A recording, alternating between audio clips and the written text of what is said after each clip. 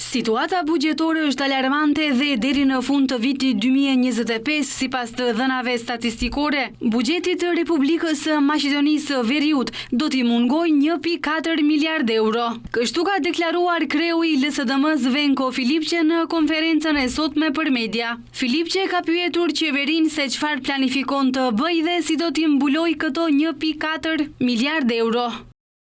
Jemi vetëm 75 ditë larg fundit të vitit 2025 dhe korniza bugjetore e cila paracaktohet nga të ardhurat dhe shpenzimet në bugjet tregon një pamje shqetësuese gjegjesisht deri më sot. Të ardhurat janë realizuar në 70.78% ose 256.5 miliard euro, njëkohësisht shpenzimet janë në nivelin 72.82% ose pothuajse 294 miliard euro. Kjo do të thotë se me këtë ritëm i cili është i pritshëm në fund të vitit do të ketë mungesë prej 1.4 miliard eurosh për të mbuluar të gjitha shpenzimet. Ky është boshllëk i madh bugjetor. Filipçe tha se të gjitha këto para do të duhet të mbulohen me huamarrje, me ngarkesa të reja mbi bizneset dhe qytetarët, ose me shkurtime në shërbimet më të rëndësishme publike.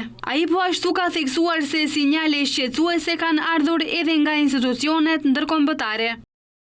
Banka Botërore thekson hapur mbledhjen e dobët të ardhurave, rritjen e kostove të interesit dhe rritjen e borxhit publik. Ajo bën thirrje qartë për konsolidim fiskal, me fjalë të tjera të ndalojë shpenzimet jo produktive dhe kredite pasigurta, por qeveria vazhdon të njëjtën trajektore. Nëse duam vërtet ta kuptojmë situatën, duhet të shohim pamjen e borxhit publik në 14 muajt e fundit. Shteti ka marrë hua mbi 1.86 miliard euro, 1 miliard euro nga Hungaria, 836 milion përmes ankandeve të letrave me vlerë vendase.